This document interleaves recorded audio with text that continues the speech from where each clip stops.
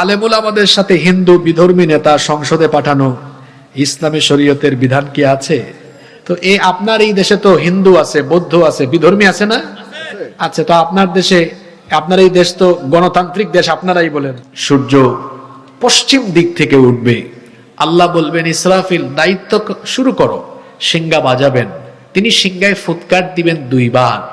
প্রথমবার যখন সিংহায় ফুৎকার দিবেন, আসমান আর জমিন উলট পালট হয়ে যাবে। আল্লাহু আকবার। পৃথিবীর সব কিছু চূর্ণ বিচূর্ণ, লন্ড ভন্ড, মেসাকার হয়ে গিয়ে কিয়ামতের সেই মহাপ্রলয়ঙ্কারী ঘটনা সংঘটিত হয়ে যাবে। এবার আল্লাহ তাআলা ইসরাফিল আলাইহিস সালামকে বলবেন, ইসরাফিল তুমি দ্বিতীয়বার সিংহায় ফুৎকার দাও। তিনি যখন দ্বিতীয়বার সিংহায় ফুৎকার দিবেন, কবর খুলে যাবে। সব মানুষ কবর থেকে উঠে উঠে বিক্ষিপ্ত পঙ্গপালের মতো হাসরের ময়দানে গিয়ে হাজির হবে। কিয়ামতের দিন, হাসরের মাঠে, বিচারের দিনে সকলকে আল্লাহর সামনে দাঁড়াতে হবে। এ ব্যাপারে কি আপনাদের মধ্যে কোনো সন্দেহ আছে? সবাই আমরা দাঁড়াবো হাসরের মাঠে। কিয়ামতের দিন মানুষেরা 2 দলে ভাগ হবে। এখন তো আপনাদের দেশে কত দল, আরে বাপরে বাপ, দল আর দল। এখানে যদি আপনারা বলেন কে কোন দল করেন, তো লম্বা লিস্ট করতে হবে। কেউ এই দল, কেউ ওই দল, কেউ আরেক দল। কিন্তু হাসরের মাঠে অত দল নাই, দল হলো 2টা। জোরে বলেন, দল কয়টা? ফারিকুন ফিল জান্নাহ ওয়া ফারিকুন ফিস সাঈদ। এক দল জান্নাতি, আরেক দল জাহান্নামী। আবার এদের মধ্যে এক গ্রুপ হলো আসহাবুল ইয়ামিন, ডানপন্থী। আরেক দল হচ্ছে আসহাবুশ শিমাল, বামপন্থী। ডানপন্থীরা হলো জান্নাতি আর বামপন্থীরা হলো জাহান্নামী। আমার দেশে দেখবেন কিছু লোক গর্ব করে পরিচয় দেয়, আমি বামপন্থী। আছে না নাই? জান্নাতীরা বামপন্থী নয়, তারা কোন পন্থী? আমরা সব ভালো কাজ করি বাম হাত দিয়ে না ডান হাত দিয়ে? আমরা মুসাফাহা কোন হাত দিয়ে করি? আমরা খাবার খাই কোন হাত দিয়ে? দান সদকা কোন হাত দিয়ে? ভালো কাজ কোন হাত দিয়ে? এজন্য কিয়ামতের দিন ডানপন্থীদেরকে ডান হাতে আমলনামা দিবেন কে? আর বাম হাত, এটাও কাজে লাগে, কিন্তু এটা হেড অফিসে গেলে কাজে লাগে। কোন হেড অফিস বুঝছেন তো আপনারা? এজন্য বামপন্থী যারা, এরা ওই পেশাব পায়খানার মতোই নিকৃষ্ট। শয়তান হলো বামপন্থী, বামপন্থীদের নেতা হলো শয়তান। যারা নিজেদেরকে বামপন্থী বানিয়ে দুনিয়ায় জীবন পরিচালনা করছে, সবগুলো হলো শয়তানের মুরিদ। আর শয়তান তার মুরিদদেরকে নিয়ে কিয়ামতের দিন জাহান্নামে নিক্ষিপ্ত হবে। আমরা ডানপন্থী হয়ে থাকবো ইনশাআল্লাহ। তো বলছিলাম কিয়ামতের দিন দল হবে কয়টা? জোরে বলেন কয়টা? একটা হলো জান্নাতি, আরেকটা হলো জাহান্নামী। জান্নাত আর জাহান্নাম 2টা জায়গা কিন্তু একরকম না, সমান না। আবার 2 দলের চরিত্রও একরকম না। কি বলেন, জান্নাতি আর জাহান্নামীদের চরিত্র কি একরকম? কিয়ামতের দিন মানুষেরা 2 দলে বিভক্ত হয়ে যাবে, 2 ভাগে ভাগ হয়ে যাবে। এক দল হলো জান্নাতি, আরেক দল হলো জাহান্নামী। জান্নাত আর জাহান্নাম, এই 2 দলের পরিস্থিতি সমান নয়। এজন্য রব্বুল আলামিন কোরআনে কারীমে বললেন, লা ইয়াস্তাউই আসহাবুন নারি ওয়া আসহাবুল জান্নাহ, আসহাবুল জান্নাতি হুমুল ফাইজুন। জান্নাত আর জাহান্নাম, এই 2 দলের অবস্থা সমান নয়। আসহাবুল জান্নাতি হুমুল ফাইজুন, জান্নাতি যারা, সফল কাম হলো তারা। জান্নাত হলো অনাবিল সুখ শান্তি আর নিয়ামতের জায়গা। পক্ষান্তরে জাহান্নাম হলো সীমাহীন দুঃখ কষ্ট আযাব আর গজবের জায়গা। কিয়ামতের দিন জাহান্নামী হবে যারা, সবচাইতে বড় কপাল পুরা ক্ষতিগ্রস্ত হয়ে যাবে তারা। আর জান্নাতি যারা, জান্নাতীদেরকে অফুরন্ত নিয়ামত দিয়ে যিনি ধন্য করে দিবেন তিনি কে? জাহান্নাম। এটা বড় কঠিন জায়গা, বড় সাংঘাতিক জায়গা। জাহান্নাম কি রকম জায়গা হবে? জাহান্নামে কারা যাবে, কি কি কাজ করলে জাহান্নামী হবে, জাহান্নামে কি কি আযাব হবে, আজকে আমরা এই বিষয়গুলো কোরআন থেকে জানবো। জোরে বলেন ইনশাআল্লাহ। কিয়ামতের ময়দানে জাহান্নামীদেরকে সর্বপ্রথম আলাদা করে দেওয়া হবে। হাসরের মাঠে যখন সব মানুষকে আল্লাহ একত্রিত করবেন, জাহান্নামীদেরকে লক্ষ্য করে বলা হবে, কোরআনে কারীমের 36 নম্বর সূরা সূরাতু ইয়াসিনের 59 নম্বর আয়াতে রব্বুল আলামিন বলছেন, হাসরের মাঠে জাহান্নামীদেরকে লক্ষ্য করে বলা হবে, ওয়ামতাজুল ইয়াউমা আইয়ুহাল মুজরিমুন, জাহান্নামীর দলেরা তোমরা আলাদা হয়ে যাও, সেপারেট হয়ে যাও। জাহান্নামীদেরকে আলাদা করে দেওয়া হবে, পৃথক করে দেওয়া হবে।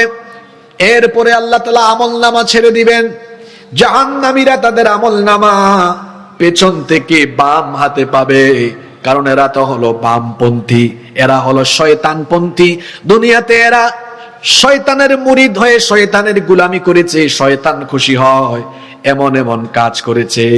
আচ্ছা আমাকে বলেন তো, নামাজ ছেড়ে দিলে আল্লাহ খুশি হন না শয়তান খুশি হয়? জোরে বলেন কে খুশি হয়? নামাজ ছেড়ে দিয়ে এরা শয়তানকে খুশি করে শয়তানের গোলামি করেছে। বেপরদা হয়ে নারী চলাফেরা করে শয়তানকে খুশি করেছে। সুদ, ঘুষ, জেনা, ব্যভিচার, অন্যায়, অবিচার, অনাচার, এমন কোন গুনাহ নাই যে গুনাহ তার দ্বারা সংগঠিত হয় নাই। মনে রাখবেন, গুনার পথে মানুষকে যে লিড দেয়, নেতৃত্ব দেয়, ওয়াসওয়াসা দেয়, তার নাম হলো শয়তান। জোরে বলেন, কথা বুঝতে পারলে বলেন, গুনার পথে মানুষকে লিড এবং ওয়াসওয়াসা দেয় কে?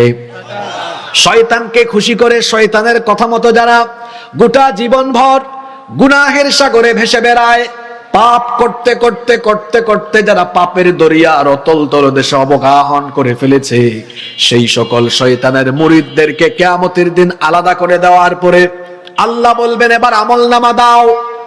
জাহান্নামীদেরকে পেছন থেকে আমলনামা দেওয়া হবে। পেছন থেকে বাম হাতে তারা যখন আমলনামা পাবে, শুরুতেই জাহান্নামীরা তাদের ধ্বংস সাধনের জন্য আফসোস করতে থাকবে।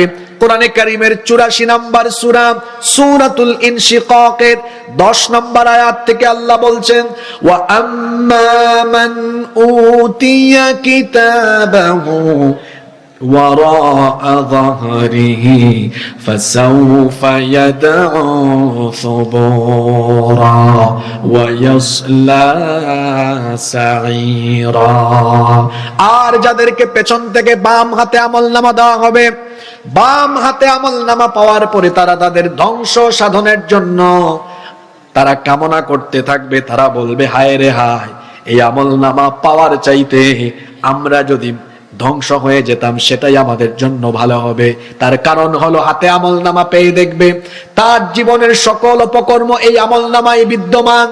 আচ্ছা আপনারা বলেন তো, পরীক্ষায় যদি কেউ ফেল করে, ফেল করা ছাত্র কি তার মার্কশিট মানুষকে দেখাতে চায় নাকি? ফেল করা ছাত্র হাতে মার্কশিট পেয়ে সে যেমন লজ্জিত হয়ে যায়, কিয়ামতের দিন জাহান্নামীরা পেছন থেকে বাম হাতে আমলনামা রিসিভ করার পরে তারা অত্যন্ত অনুতপ্ত হবে, লজ্জিত হবে, আফসোস করে করে তারা তখন কি বলতে থাকবে শুনেন। কোরআনে কারীমের 69 নম্বর সূরা সূরাতুল হাক্কা এর 25 নম্বর আয়াত থেকে আল্লাহ বলছেন, ওয়া আম্মা মান উতিয়া কিতাবাহু বিশিমালিহি ফায়াকুলু ইয়া লাইতানি লাম উতা কিতাবিয়া ওয়া লাম আদরি মা হিসাবিয়া ইয়া লাইতাহা কানাতিল কাদিয়া মা আগনা আন্নি মালিয়া হালাকা আন্নি সুলতানিয়া। আল্লাহ তাআলা বলছেন, যাদেরকে পেছন থেকে বাম হাতে আমলনামা দেওয়া হবে, বাম হাতে আমলনামা পেয়ে তারা আফসোস করে বলবে, ইয়া লাইতানি, আয় আফসোস, লাম উতা কিতাবিয়া, আমার হাতে যদি আমার আমলনামা না দেয়া হতো। তারা আরো বলবে, ওয়ালাম আদরি মা হিসাবিয়া, আজ যদি আমাকে আমার হিসাবের খাতা না দেওয়া হতো, আমার কাছ থেকে যদি হিসাব নেওয়া না হতো, ইয়া লাইতাহা কানাতিল কাদিয়া, হায় রে হায়, দুনিয়ায় যে আমার মৃত্যু হয়েছিল সেটাই যদি আমার জন্য শেষ হতো, এখন যদি আবার পুনরায় জীবিত করে আমাকে দাঁড়ানো না লাগতো, সেটাই আমার জন্য ভালো হতো। আফসোস করে করে তারা আরো বলবে, মা আগনা আন্নি মালিয়া, হায় হায় হায়, এত ধন সম্পদ ছিল, সেই ধন সম্পদ কোনো কাজে লাগলো না।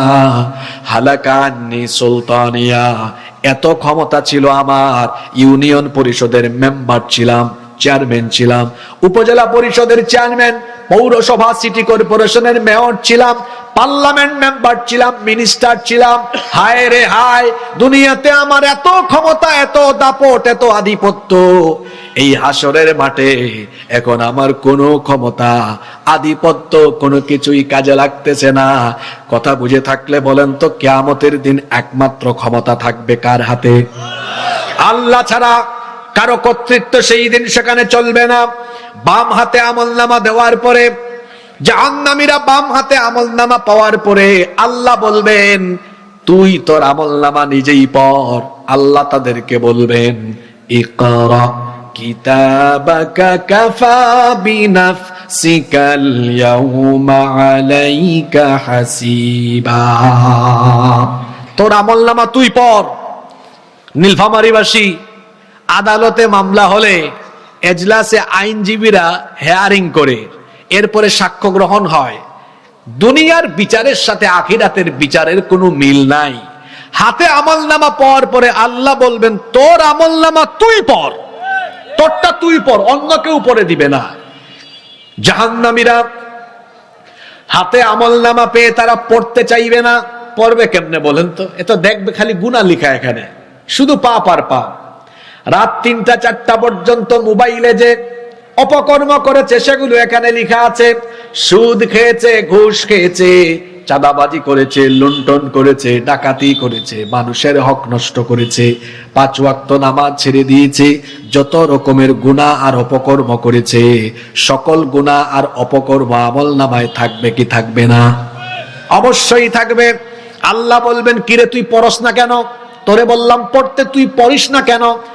এদিকে তাকান, কি কথা চলে বুঝতেছেন? আল্লাহ হাতে আমলনামা দিয়ে বলবেন, তোরে না বললাম পড়তে, পড়, তুই পড়স না কেন, তোর সমস্যা কি? আল্লাহ, এটা পড়তাম কেমনে?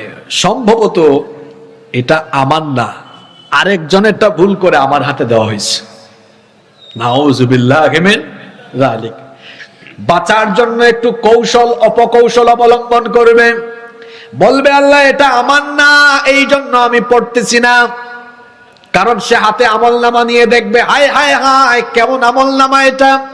লা ইউগাদিরু সগীরাতান ওয়ালা কাবীরাতান ইল্লা আহসাহা, ছোট আর বড় কোনো কিছুই বাদ নাই, সবই এখানে লিপিবদ্ধ করা আছে। পড়তে চাইবে না। আল্লাহ বলবেন, কিরে জাহান্নামী, তোর আমলনামা তুই পড়িস না কেন? সে বলবে, আল্লাহ এটা আমার না, সম্ভবত ভুল করে আরেকজনেরটা আমাকে দিয়ে দেওয়া হয়েছে। আল্লাহ বলবেন, না, এটাই তোর, এবং এটা যে তোর আমলনামা এটা এক্ষুনি আমি প্রমাণ করে দিচ্ছি। আমাদের প্রত্যেকের 2 কাঁধের মধ্যে 2 জন তত্ত্বাবধায়ক ফেরেশতা যিনি নিয়োগ করে দিয়েছেন, জোরে বলেন তিনি কে? ফুটানি করতে পারবেন না, রং তামাশা করে করে যা মন চায় তাই করতে পারবেন না। আপনি মনে করতে পারেন রাতের অন্ধকারে, কুয়াশার চাদরে, নিরিবিলিতে, একাকী নিভৃতে আমি কোনো গুনাহ করলে মানুষ টের পাবে না। কিন্তু কোথায় যাবেন আপনি? আপনার সাথে তো সার্বক্ষণিক 2 জন দারোয়ান ফেরেশতা যিনি নিয়োগ করে দিয়েছেন, জুড়ে বলেন তিনি কে? এজন্য রব্বুল আলামিন বলছেন, ওয়া ইন্না আলাইকুম লাহাফিযিনা কিরামান কাতিবিনা ইয়ালামুনা মা তাফআলুন। অবশ্যই তোমাদের প্রত্যেকের জন্য 2 জন তত্ত্বাবধায়ক সংরক্ষণকারী ফেরেশতা আমি নিয়োগ করে দিয়েছি। আমরা বললাম আল্লাহ তারা কারা, তাদের পরিচয় কি? আল্লাহ বললেন তাদের নাম হলো কিরামান কাতিবিন, তারা হলেন সম্মানিত লেখক। তাদের কর্মকাণ্ড কি? আল্লাহ বললেন তাদের কর্মকাণ্ড হলো ইয়ালামুনা মা তাফআলুন, তোমরা যা করো তারা সব জানে। একাকী নীরবে নিভৃতে তুমি যা করো সেটাও তারা জানে, এমনকি প্রকাশ্যে দিনের আলোতে যা করো সেটাও তারা জানে। তারা হলো এমন, তুমি যা বলো সব তারা রেকর্ড করে সব লিখে লিখে রাখছে। আল্লাহ বলবেন কোথায় সেই কিরামান কাতিবিন? এই বান্দার জন্ম থেকে মৃত্যু পর্যন্ত তার সকল কর্মকাণ্ডের নথিপত্র আমার কাছে দাও। এবার সেই নথিপত্র আর জাহান্নামী ব্যক্তির হাতে থাকা আমলনামা যখন মিলানো হবে, মিলবে নাকি মিলবে না? মিলে যাবে। আল্লাহ বলবেন কিরে গাদ্দার, তুই তো একটু আগে বললি এটা তোর না, আরেকজনেরটা দেওয়া হয়েছে। এখন তো দেখা গেল তোর সাথে নিযুক্ত থাকা তত্ত্বাবধায়ক ফেরেশতাদের রিপোর্ট আর তোর হাতে থাকা আমলনামা, দুইটার মধ্যে মিল আছে।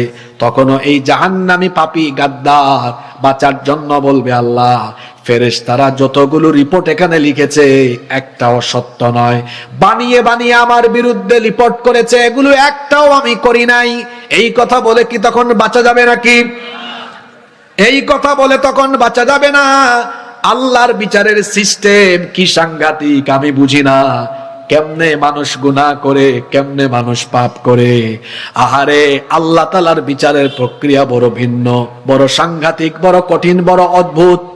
আল্লাহ তখন বলবেন তুই আর এখন কথাও বলতে পারবি না, তুই তো কথা বলার সুযোগ পাইলেই শুধু মিথ্যা বলিস, গাদ্দারি করিস, এখন আর কথা বলার সুযোগ নাই। আল্লাহ তখন জবানটাকে লক করে দিবেন, ঠোঁটের মধ্যে তালা লাগিয়ে দেওয়া হবে। রব্বুল আলামিন সূরা ইয়াসিনের মধ্যে বলছেন আল-ইয়াউমা নাখতিমু আলা আফওয়াহিহিম ওয়া তুকাল্লিমুনা আইদিহিম ওয়া তাশহাদু আরজুলুহুম বিমা কানু ইয়ামালু বিমা কানু ইয়াকসিবুন। জবান শক্তির মধ্যে তালা লাগিয়ে দেওয়া হবে, কথাও বলতে পারবে না, একদম লক, বন্ধ। এবার দেখা যাবে তার হাত আর পা, এগুলোর জবান খুলে যাবে, হাত কথা বলবে, পা কথা বলবে। আল্লাহ বলবেন তুই আর এখন বলা লাগবে না, তোর শরীরের প্রত্যেকটি অঙ্গ এবার তোর সকল অপকর্ম আমার সামনে ফাঁস করে দিবে। ও আমার বাবারা, আমার ভাইয়েরা, মা বোনেরা, কেমনে আমরা হাসরের মাঠে বাঁচবো বলেন? আমাদের হাত, আমাদের পা, এগুলো যদি আমাদের সকল অপকর্ম ফাঁস করা আরম্ভ করে, কেমনে বাঁচবো বলেন? ও আমার যুবক ভাইয়েরা, হাতের মধ্যে যে মোবাইল ফোনটা নিয়ে রাত 3টা 4টা পর্যন্ত গুগলে ঢুকে আজে বাজে পর্ন সাইটে গিয়ে রাতটা কাটায়া দাও, এই যে ইউটিউব শরীফে গিয়ে আজে বাজে ভিডিও দেখে দেখে গভীর রাত পর্যন্ত অশ্লীলতার সাগরে ডুবে থাকো। আহারে, এই হাত দিয়ে যে ফোন স্ক্রল করেছেন, হাতের আঙ্গুল সাক্ষী হয়ে গেল। কিয়ামতের দিন হাত সাক্ষ্য দিবে, আল্লাহ তোমার বান্দা এই হাতের আঙ্গুল দিয়ে দিয়ে মোবাইলের অপব্যবহার করে ইন্টারনেটের মাধ্যমে এই এই এই এই কাজগুলো করেছে। হাত যখন বলা আরম্ভ করবে, কি করে আমরা বাঁচবো বলেন? কি করে আমরা বাঁচবো বলেন? কেমনে আমরা বাঁচবো বলেন? তখন তো বাঁচার কোনো উপায় থাকবে না। এমনকি শুধু হাত নয়, পা পর্যন্ত কথা বলবে, হেঁটে হেঁটে কোন জায়গায় গিয়ে আমরা কোন অপকর্ম করেছি। শুধু তাই নয়, আল্লাহর হিসাবের সিস্টেম বড় আজব। হাত আর পাই শুধু নয়, আমাদের কান, আমাদের চোখ, আমাদের অন্তর, এমনকি শরীরের চামড়া পর্যন্ত সেই দিন কথা বলবে। আল্লাহু আকবার।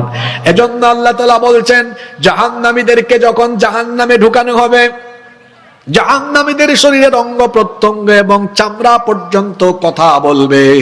আল্লাহ তাআলা বলছেন শাহিদা আলাইহিম সামউহুম ওয়া আবসারুহুম ওয়া জুলুদুহুম বিমা কানু ইয়ামালুন। তাদের কান কথা বলবে, কানের মধ্যে যে ইয়ারপড হেডফোন ঢুকিয়ে আজে বাজে গান শুনেছেন, কান দিয়ে যত বাজে জিনিস শুনেছেন, কান আল্লাহর কাছে বলে দিবে। শুধু তাই নয়, এই চক্ষু দিয়ে যত আজে বাজে জিনিস দেখেছেন, চোখের জিনা, চোখের সকল অপকর্ম, চক্ষু আল্লাহর কাছে ফাঁস করে দিতে থাকবে। এই আয়াত আমি যখন পড়ি আমার গায়ের লোম তখন দাঁড়িয়ে যায়। মাবুদ গো, তোমার বিচারের সিস্টেম কতটা মারাত্মক। আল্লাহ বলছেন শুধু তোমার কান আর চোখ নয় বান্দারে, যে চামড়ার এত যত্ন নাও, শীতের দিনে এই চামড়ার মধ্যে দামি দামি ব্র্যান্ডের লোশন লাগাও, জৈতুনের তেল লাগাও, গোসলে গেলে পরে এই চামড়ার উপরে দামি দামি ব্র্যান্ডের সাবান আর শাওয়ার জেল ব্যবহার করো। কিন্তু বান্দা, এই চামড়া পর্যন্ত তোমার অপকর্ম ফাঁস করা আরম্ভ করবে। চামড়ারও জবান যিনি খুলে দিবেন, জোরে বলেন তিনি কে? চামড়া কথা বলবে। মহিলা প্যান্ডেলে এবং বাড়িতে থাকা মা বোনেরা শোনেন, এই চামড়ার উপরে যে মেকআপ মেরে আটা ময়দা মাখিয়ে আশকারা মাস্কারা লাগায়া পরপুরুষের সামনে নিজেকে আকর্ষণীয় করে বেপরদা হয়ে বের হলেন, এই চামড়া পর্যন্ত আল্লাহর সামনে কথা বলতে থাকবে। আপনার সকল অপকর্ম আল্লাহর সামনে ফাঁস করে দিবে। জাহান্নামীরা যখন দেখবে তাদের চামড়াও আল্লাহর সামনে সবকিছু ফাঁস করে দিচ্ছে, তখন জাহান্নামী গাদ্দাররা তাদের শরীরের চামড়ার এই অবাক করা কাণ্ড দেখে বলবে, ওয়াকালু লিজুলুদিহিম লিমা শাহিদতুম আলাইনা, এই চামড়া, তোমার এত যত্ন নিতাম, তুমি কেন আমার বিরুদ্ধে আজকে সাক্ষ্য দিচ্ছ? চামড়া তখন জবাব দিবে, ক্বালু আনতাকানাল্লাহুল্লাযী আনতাকা কুল্লা শাই, বাক শক্তিদাতা যিনি আমার জবান আজকে খুলে দিয়েছেন তিনি। তুমি দুনিয়াতে যত অপকর্ম করেছো, আজকে তোমার সকল অপকর্ম আল্লাহর সামনে ফাঁস করে দেওয়ার জন্য আমাকে যিনি বাক শক্তি আজ দান করে দিয়েছেন তিনি কে? কি করে বাঁচবেন আপনি? আপনার হাত, আপনার পা, আপনার কান, আপনার চোখ, এমনকি আপনার শরীরের চামড়া পর্যন্ত আপনার সকল আকাম কুকাম আল্লাহর দরবারে তুলে ধরবে। আল্লাহু আকবার। আল্লাহ এবার বলবেন, এই পাপী, তুই না এতক্ষণ বললি কিছুই করিস নাই, এখনো কি অস্বীকার করবি নাকি? অস্বীকার করলে কিন্তু একদম ভিডিওতে সব ফাঁস করে দিব। ভিডিওতে ফাঁস করার মতো কি যোগ্যতা ক্ষমতা আল্লাহর নাই? এই যে আমার সামনে এতগুলো ক্যামেরা, এই ক্যামেরা আবিষ্কার করেছে মানুষ, ক্যামেরা বানিয়েছে মানুষ, কিন্তু ক্যামেরা বানানোর জন্য মানুষের মাথার মধ্যে যিনি জ্ঞান দিয়েছেন তিনি কে? আল্লাহর দেওয়া জ্ঞান ব্যবহার করে ক্যামেরা আবিষ্কার করে মানুষ এই ক্যামেরা দিয়ে অডিও ভিডিও ধারণ করে তারপরে সেই কথা এবং ভিডিও যদি ছড়িয়ে দিতে পারে, তো জ্ঞানদাতা আল্লাহর কাছ থেকে জ্ঞান পেয়ে মানুষ যদি অডিও ভিডিও ধারণ করে দেখাতে পারে, আল্লাহর দেওয়া জ্ঞান ব্যবহার করে পেছনে যদি প্রজেক্টরে আমাকে বড় করে দেখানো যেতে পারে, তাহলে বলেন তো কিয়ামতের দিন আপনার সকল আকাম কুকাম যা যা করছেন, যেগুলো অনেক মানুষও জানে না, সেগুলোকে আল্লাহ এই রকম একটা বিশাল পর্দার মধ্যে কিয়ামতের মাঠে দেখানোর মতো সাধ্য এবং ক্ষমতা আল্লাহর আছে না? না, খবর আছে একদম। এর থেকে আরো বিরাট পর্দার মধ্যে সব আল্লাহ চাইলে দেখাতে পারবেন। পারবেন কিনা? তো যুবক ভাইয়েরা, গুনারে তো খায় শুটে কেমনে? গোপনে গোপনে তো পাপ করতে মন চায় কেমনে? একটু কি আল্লাহর ভয় নাই? আল্লাহ যদি এগুলো কিয়ামতে সব ফাঁস করে দেন, বেজ্জত হয়ে যাওয়া লাগবে। ও আল্লাহ, আমাদেরকে তুমি হেদায়াত দান করো, বলেন আমিন। আল্লাহ এবার ফেরেশতাদেরকে বলবেন, এটারে ধর। কিভাবে ধরা হবে শোনেন। ইয়ারাফুল মুজরিমুনা বিসীমাহুম ফায়ুখাযু বিন-নাওয়াসি ওয়াল আকদাম। জাহান্নামীদের চেহারা দেখলেই তাদেরকে চেনা যাবে। আর তাদের পায়ের লাগানো হবে, শিকল পরানো হবে। কত গজ লম্বা শিকল পরানো হবে আল্লাহ বলছেন। ফেরেশতাদেরকে আল্লাহ বলবেন, খুদুহু, একে ধরো, ফাগুল্লুহু, ডান্ডা বেরি লাগাও। কত গজ লম্বা শিকল দিয়ে বাঁধা হবে আল্লাহ বলছেন। সুম্মা ফি সিলসিলাতিন দারউহা ৭০ যিরাআন ফাসলুকু, ৭০ গজ লম্বা শিকল দিয়ে বাঁধো। তারপরে এই জাহান্নামী পাপীকে ধাক্কায়া ধাক্কায়া নিয়ে জাহান্নামে উপুর করে ফেলে দাও। কি করে 5 ওয়াক্ত নামাজ ছেড়ে দেন, কি করে অপকর্ম করেন, কেমনে যুবকেরা মাদকাসক্ত হয়, কি করে অনলাইন জুয়ায় আসক্ত হয়, জিনা ব্যভিচার অন্যায় অপকর্ম করতে মন চায়। এই জাহান্নামকে আপনি কেমন জায়গা মনে করেছেন? এটা কিন্তু বড় সাংঘাতিক জায়গা, ভয়াবহ জায়গা। জাহান্নামটাকে আল্লাহ কেমন করে বানিয়েছেন শুনেন। আল্লাহ নবী বলেছেন, সহিহ ইবনে হিব্বানের বর্ণনায় হাদিস এসেছে, আল্লাহ নবী বলেছেন জাহান্নামের এমন গভীরতা, লাউ আন্না হিজরান ইউকযাফু বিহি ফি জাহান্নামা হাওয়া 70 খরিফা ক্বাবলা আন ইয়াবলুগা কারুহা। আল্লাহ নবী বলেছেন জাহান্নামের গভীরতা এমন, জাহান্নামের মুখের মধ্যে যদি একটা পাথর ফেলা হয়, সেটা জাহান্নামের তলদেশ পর্যন্ত পৌঁছাতে 70 বছর সময় লাগে। আমার হাতে এটা কি? টিস্যু ভারী না পাতলা?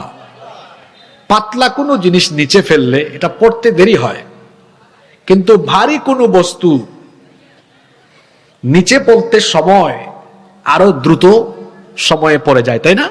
জিনিসটা যত ভারী হবে তত তাড়াতাড়ি নিচে পড়বে। দেখেন জাহান্নামের গভীরতার ব্যাপারে বলা হচ্ছে, জাহান্নামের মুখে একটা পাথর ফেললে এটা জাহান্নামের তলদেশে গিয়ে পৌঁছাতে 70 বছর সময় লাগে। আল্লাহ আকবার! কি করে গুনাহ করেন, কি করে পাপ করেন আমি জানি না। জাহান্নাম এত মারাত্মক, এত ক্ষিপ্র।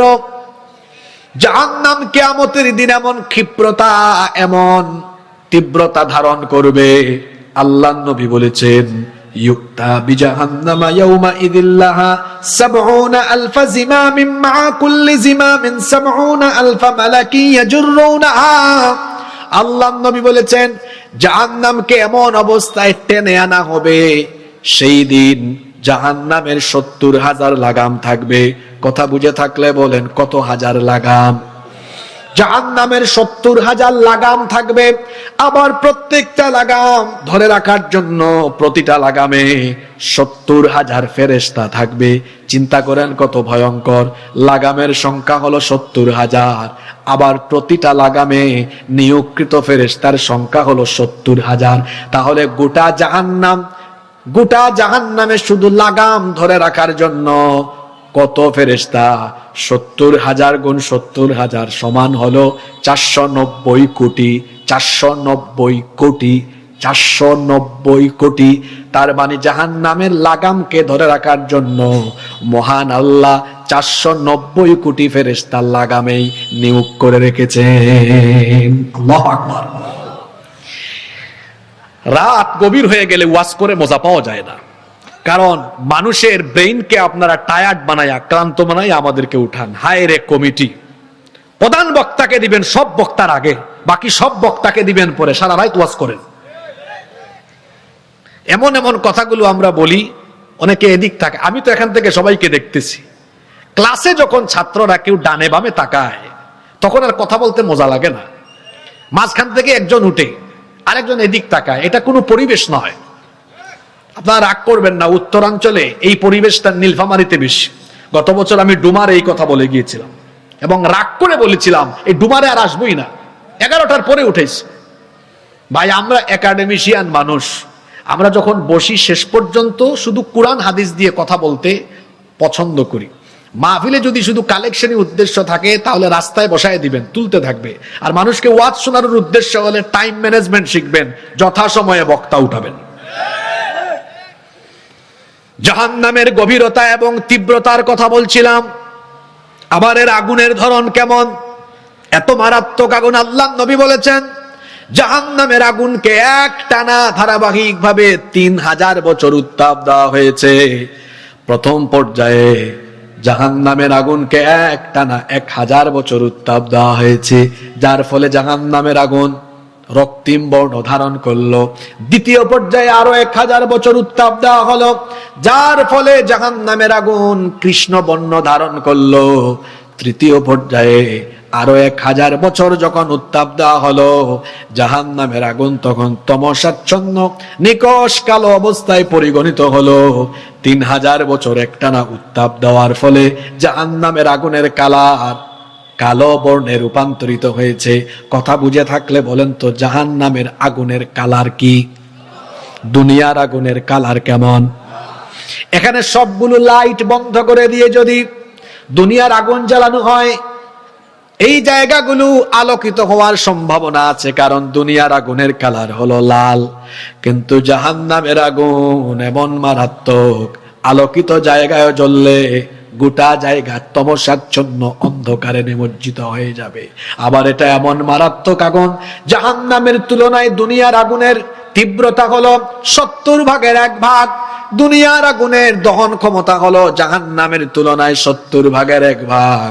এই 70 ভাগের 1 ভাগ দুনিয়ার আগুন। বলেন তো, এখানে কাউকে ফেলা হবে, সে কি অক্ষত থাকবে নাকি পুড়ে যাবে? একদম পুড়ে ছাই হয়ে যাবে। এটার চাইতে আরো 69 ভাগ বেশি দহন শক্তি সম্পন্ন জাহান্নামের আগুনের ভয় আপনার কলিজায় নাই। যদি কলিজায় থাকতো, ফজরের নামাজ আপনি কাজা করতেন না।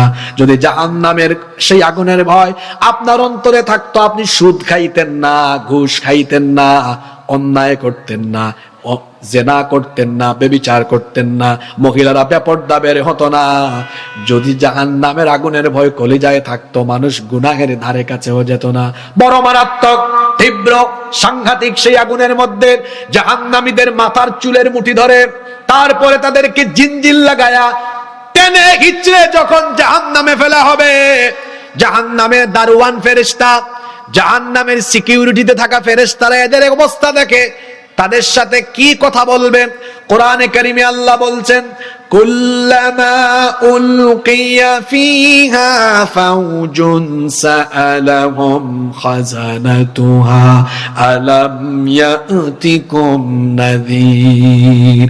জাহান্নামের দারোয়ান ফেরেশতারা বলবে, কিরে হতভাগার দল, তোরা আজকে জাহান্নামে আসলি কেন?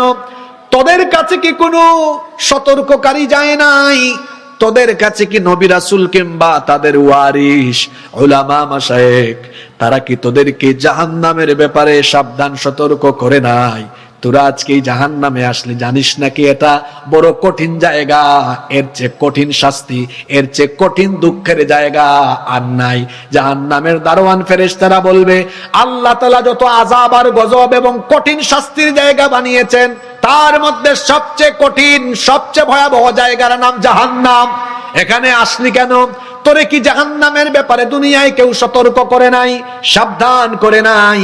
যখন জাহান্নামের দারোয়ান ফেরেশতারা জাহান্নামীদেরকেই প্রশ্ন করবে, জাহান্নামীরা তখন জবাবে কি বলবে? আল্লাহ পরের অংশে উঠায় দিলেন, জাহান্নামীরা তখন জবাব দিবে, ক্বালু বালা قد جاءنا نذير। হ্যাঁ, সতর্ককারী আমাদের কাছে এসেছিল।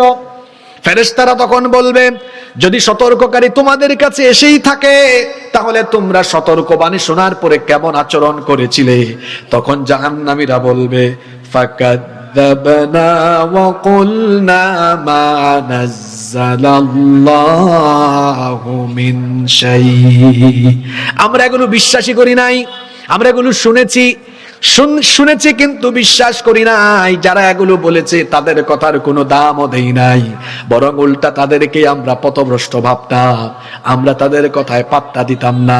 তখন ফেরেশতারা বলবে, যেহেতু তুই পাত্তা দেস নাই, আজকে মজা টের পাবি, আজকে মজা বুঝবি, ভালো করে টের পাবি। তাকিয়ে দেখ জাহান্নামের লেলিহান শিখা, এই জায়গাতে ঢুকার পরে বুঝবি মজা, এইটা কত কষ্টের জায়গা। যখন জাহান্নামের ফেরেশতারা এদেরকে টেনে টেনে এবার জাহান্নামের দিকে নিয়ে যাবে, তখন এই জাহান্নামী পাপী তাপীরা, জাহান্নামী গুনাহগারেরা তখন আফসোস করে বলবে, হায় রে হায়, ওয়া ক্বালু লাউ কুন্না নাসমাউ আও নাকিলু মা কুন্না ফি আসহাবিস সাঈর। আমাদেরকে দুনিয়ায় থাকা অবস্থায় যে সতর্ক করা হয়েছিল, সেগুলো যদি আমরা শোনার পরে মানতাম, জীবনে আমল করতাম, জীবনে সংশোধন হয়ে যেতাম, তাহলে আজ আমাদেরকে এই দাউ দাউ করে জ্বলা জাহান্নামের আগুনের মধ্যে নিক্ষেপ হওয়া লাগতো না। সেই সময় যদি জাহান্নামীরা আফসোস করেন, তখন কি আফসোস করে কোনো ফায়দা হবে নাকি? আল্লাহ ফেরেশতাদেরকে বলবেন, এই গুনাহগার, এই পাপীটারে ধর, এর জাহান্নামে নিয়ে যাওয়ার জন্য প্রস্তুত কর। ফেরেশতারা বলবে, আল্লাহ তারে কেমনে সাজাতাম, কেমনে প্রস্তুত করতাম? আল্লাহ বলবেন, এবার তাকে জাহান্নামের আগুনের তৈরি পোশাক পরিধান করাও। রব্বুল আলামিন কোরআনুল কারীমের 22 নম্বর সূরা সূরাতুল হাজের 19 নম্বর আয়াত থেকে বলছেন, ফাল্লাযীনা কাফারু কুত্তিআত লাহুম থিয়াবুম মিন নার। যারা নাফরমান, জাহান্নামের তৈরি আগুনের পোশাক তাদেরকে পরানো হবে। এখন আপনারা সবাই সুতার তৈরি কাপড় পরিধান করে এসেছেন, যার ফলে ঠান্ডার মধ্যে আরাম লাগতেছে, কিন্তু আগুনের তৈরি পোশাক যখন জাহান্নামীদেরকে পরিধান করানো হবে, শরীরের চামড়া সুদ্ধা দাউ দাউ করে জ্বলে পুড়ে ছাই হয়ে যাবে, ভস্মীভূত হয়ে যাবে। নাউজুবিল্লাহ। শুধু তাই নয়, আল্লাহ ফেরেশতাদেরকে বলবেন, এর মাথার উপরে ফুটন্ত গরম পানি ঢেলে দে। ইউসাব্বু মিন ফাওকি রুউসিহিমুল হামিম ইউসহারু বিহি মা ফি বুতুনিহিম ওয়াল জুলুদ। মাথার উপরে জাহান্নামের উত্তপ্ত ফুটন্ত গরম পানি ঢেলে দেওয়ার ফলে এই জাহান্নামীদের পেটের ভেতরের নারী ভুঁড়ি, পেটের ভেতরে, উদরের ভেতরে যা আছে সব কিছু জ্বলে পুড়ে একেবারে ভস্মীভূত ছাই হয়ে যাবে, সব জ্বলে যাবে। শুধু তাই নয়, আল্লাহ বলবেন, ওয়ালাহুম মাকামিউ মিন হাদিদ, এদের জন্য লোহার তৈরি হাতুড়ির ব্যবস্থা করো, সেটা দিয়ে তাদেরকে প্রহার করা হবে। এই রকম করে জাহান্নামীদেরকে যখন জাহান্নামে আযাবের পর আযাব, শাস্তির পর শাস্তি দেওয়া হবে, জাহান্নামে আযাব চলতে থাকবে, জাহান্নামের আগুনে পুরানোর ফলে তাদের শরীরের চামড়া জ্বলে পুড়ে ছাই হয়ে যাবে। জাহান্নামীরা যেন আবার এটা মনে না করে, একবার জ্বালানোর পরে ছাই হয়ে গেলাম তো বেঁচে গেলাম, বিষয়টা এমন নয়। আল্লাহ এবার বলছেন, কুল্লামা নাদিজাত জুলুদুহুম বাদদালনাহুম জুলুদান গায়রাহা লিয়াযুকুল আযাব। জাহান্নামের আগুনে পুরানোর ফলে যখন তাদের শরীরের চামড়া জ্বলে যাবে, তাদের সেই পুড়ে যাওয়া চামড়ার মধ্যে আবার নতুন চামড়া স্থানান্তর করে দেওয়া হবে, যাতে তাদেরকে আযাবের মজা ভালো করে বোঝানো যায়। জাহান্নামীরা জাহান্নামের মধ্যে আযাব পেতে পেতে, কষ্ট পেতে পেতে জাহান্নামীরা চতুর্দিকে আর্তনাদ করতে থাকবে, আল্লাহ এই আযাব থেকে আমাদেরকে রেহাই দাও। তারা জাহান্নামে শাস্তি পেতে পেতে পেতে পেতে জাহান্নাম থেকে হামাগুড়ি দিয়ে হলেও বের হওয়ার প্রাণান্তকর প্রচেষ্টা করবে। আল্লাহ বলছেন, যতই চেষ্টা করুক ফায়দা হবে না। তার কারণ হলো, কুল্লামা আরাদু আন ইয়াখরুজু মিনহা মিন গাম্মিন উঈদু ফিহা ওয়া যুকু আযাবাল হারিক। যখনই তারা জাহান্নাম থেকে বের হওয়ার চেষ্টা করবে, আবার তাদেরকে ধরে জাহান্নামে নিক্ষেপ করা হবে। জাহান্নামীরা এইভাবে করে জাহান্নামে পুড়তে থাকবে, দগ্ধ হতে থাকবে, জাহান্নামের আযাব পেতে থাকবে, কষ্ট আর যন্ত্রণা পেতে পেতে জাহান্নামীরা একটা সময় আবেদন করবে, মাবুদ গো, এত আযাব দিচ্ছ, এত কষ্ট দিচ্ছ, আমরা বড় ক্ষুধার্ত আর পিপাসার্ত হয়ে গিয়েছি, একটু দয়া করে আমাদেরকে পানি দাও, আমাদেরকে কিছু খাবার দাও। আল্লাহ এবার তাদেরকে পানিও দিবেন। কেমন পানি দিবেন? আল্লাহ বলছেন, লা ইয়াযুকুনা ফিহা বারদাও ওয়ালা শারাবা ইল্লা হামিমান ওয়া গাসসাকা। সেখানে তৃষ্ণা নিবারণকারী সুপ্রিয় কোমল ঠান্ডা কোনো পানি থাকবে না, বরং পানিও চাইলে তাদেরকে জাহান্নামের ফুটন্ত গরম পানি দেওয়া হবে। এবং শরীরে ঘা হলে যে পুজ হয়, ক্ষত হলে যে পুজ হয়, ক্ষতের ক্ষরণ পুজ দেওয়া হবে। জাহান্নামীরা এটা গিলতে পারবে না, খেতেও পারবে না। শুধু তাই নয়, জাহান্নামীদের যখন ক্ষুধা লাগবে, খাবার চাইলে কেমন খাবার দেওয়া হবে? আল্লাহ বলছেন, লাইসা লাহুম তাআমুন ইল্লা মিন ضريع لا يسمن ولا يغني من جوع। কাঁটাযুক্ত ঘাস তাদেরকে দেওয়া হবে। জাহান্নামীরা গরু ছাগলের চাইতেও নিকৃষ্ট। গরু ছাগলও ভালো ঘাস খায়, কিন্তু জাহান্নামীদেরকে কাঁটাযুক্ত ঘাস দেওয়া হবে। জাহান্নামীরা ক্ষুধার ফলে কাঁটাযুক্ত ঘাস ঢুকায় দিবে, মুখের ভেতর ঢুকানোর পরে গলায় আটকে যাবে। এটা তারা ভিতরে গিলতেও পারবে না, গলায় আটকে যাবে। আল্লাহ বলছেন লা ইউসমিনু ওয়ালা ইউগনি মিন জু, এগুলো তাদের ক্ষুধা নিবারণ করবে না, শরীরে কোনো পুষ্টিও যোগাবে না। এমনকি তাদেরকে আরেক ধরনের নিকৃষ্ট খাবার দেওয়া হবে। আল্লাহ বলছেন ইন্না শাজারাতাজ যাক্কুমি তুআমুল আথিম কালমুহলি ফিল বুতুনি কাগালিল হামিম।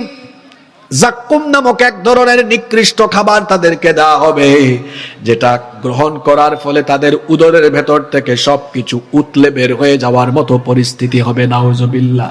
জাহান্নামীরা কোথাও কোনো ক্ষুধা নিবারণকারী খাবার এবং তৃষ্ণা নিবারণকারী পানিও পাবে না। হঠাৎ করে জাহান্নামীরা দেখবে জান্নাতের ভেতরে জান্নাতীরা বড় আরামে আছে। যারা কনকনে ঠান্ডার দিনে ফজরের নামাজেও যেত, 5 ওয়াক্তের নামাজি ছিল, তারা কখনো হারাম পথে যায় নাই, গুনাহ করে নাই, পাপ করে নাই, সারা জীবন আল্লাহর হুকুম আহকাম মেনে চলেছে। ওই তো জান্নাতের ভেতরে সেই সকল জান্নাতি ভাইদেরকে দেখা যায়। জাহান্নামীরা লক্ষ্য করে দেখবে জান্নাতের ভেতরে জান্নাতীরা অফুরন্ত রিজিকের নেয়ামত ভোগ করছে। এবার তারা কিছু পানি আর খাবারের জন্য জান্নাতীদের কাছে গিয়ে ভিক্ষার হাত পাতবে।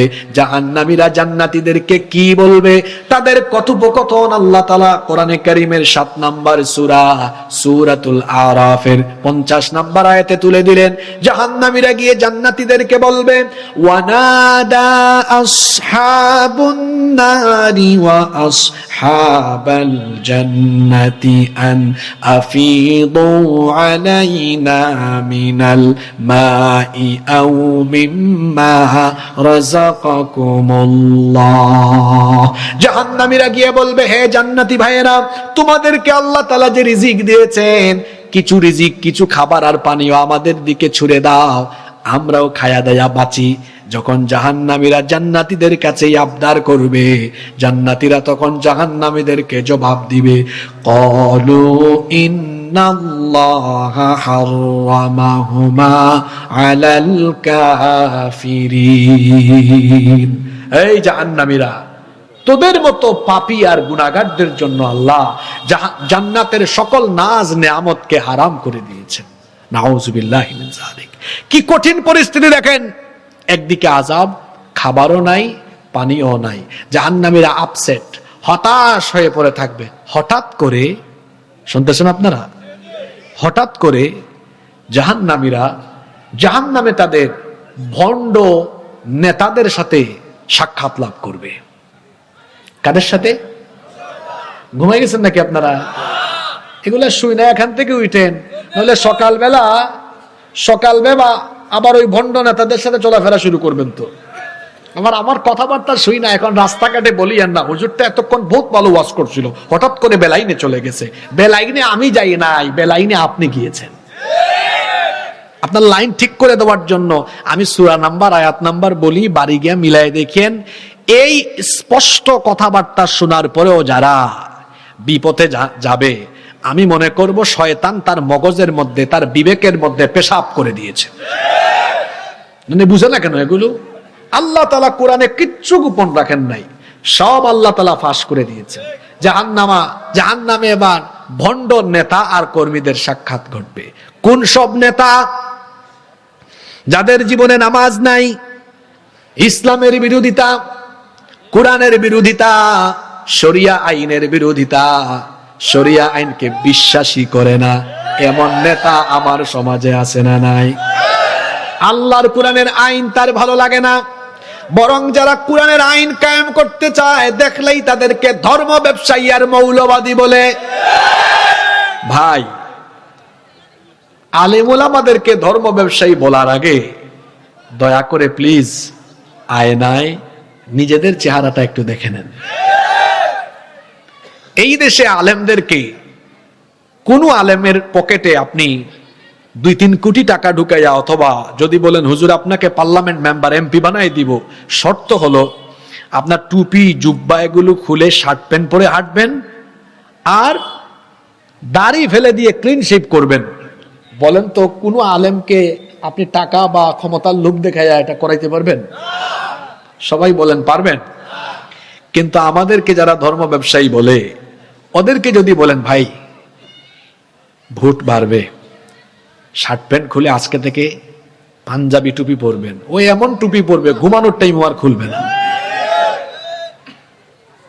আমি কি মিথ্যা বলেছি? আমার দেশে নির্বাচন আসলে পাঞ্জাবি টুপি আর হিজাব পরার পরিমাণও বাড়ে। আমাদেরকে যারা ধর্ম ব্যবসায়ী বলে, ওদেরকে যদি বলেন ভাই ভোট বাড়বে, শুধু 5 ওয়াক্তের নামাজটা ঠিক রাখেন, এমন নামাজ পড়বে রাস্তাঘাটে নামাজ শুরু করে দিবে। কথা বুঝেন নাই? কেউ কেউ আছে মসজিদ থুইয়া রাস্তায় নামাজ পড়ে, দেখায় মানুষকে কি জাতের মুসল্লি আমি।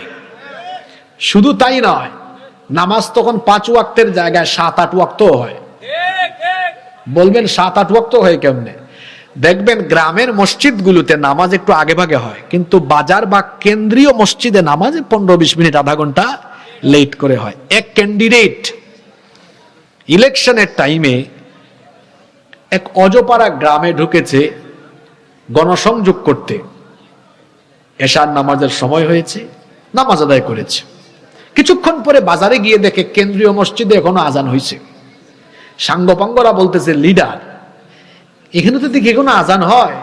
কয় চুপ থাক, যাদের অজু আছে বল মসজিদে ঢুকতে, না থাকলে অজু কইরা ঢুক। কয় লিডার একটু আগে না নামাজ পড়লাম, এখন আবার কেমনে ঢুকবো? বেটা চুপ থাক, এখন ইলেকশনের টাইম, যতবার সুযোগ পাবি ততবার নামাজ পড়বি। এইরকম ভণ্ড নেতা আমাদের সমাজে আছে না নাই? আলেমদেরকে ধর্ম ব্যবসায়ী বলেন, তাই না? এদেশে কোনো আলেম সিজনে সিজনে সুরত পাল্টায় না, লেবাস পাল্টায় না, সিজনে সিজনে খাসলত পাল্টায় না।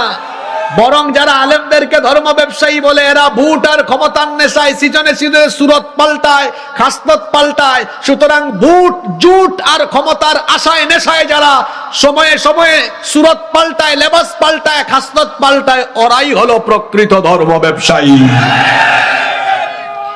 আলেমদেরকে নিয়ে বেশি বাড়াবাড়ি কইরেন না। এক রাবেয়া বছরই আলেমদের বিরোধিতা করে, আলেমদের চোখের পানিতে এমন গজব পড়ছে, তার সবকিছু ধ্বংস হয়ে একদম চেলা চামুন্ডা নিয়ে জামাতের সাথে পালায় গিয়েছে। পরিষ্কার ভাষায় বলছি, এই দেশে আলেমদের সাথে দুর্ব্যবহার করে, উলামা মাশায়েখদের সাথে বেয়াদবি করে কেউ কশ্চিন কালেও ক্ষমতার চেয়ারে বসে থাকতে পারবে না। আলেম উলামাদের সাথে বেয়াদবি করলে, ইসলামের বিরুদ্ধে কোনো কথা বা কর্মকাণ্ড করলে, উলামা মাশায়েখদের সাথে তারুণ্য যুব সমাজ ঐক্যবদ্ধ হয়ে ক্ষমতার চেয়ার থেকে উল্টা দিয়ে ফেলায় দিবে।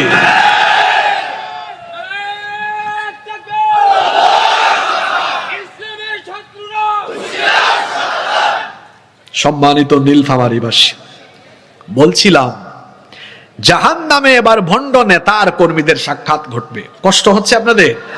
এই তো আর 15-16 মিনিট থাকতে পারবো না আমরা।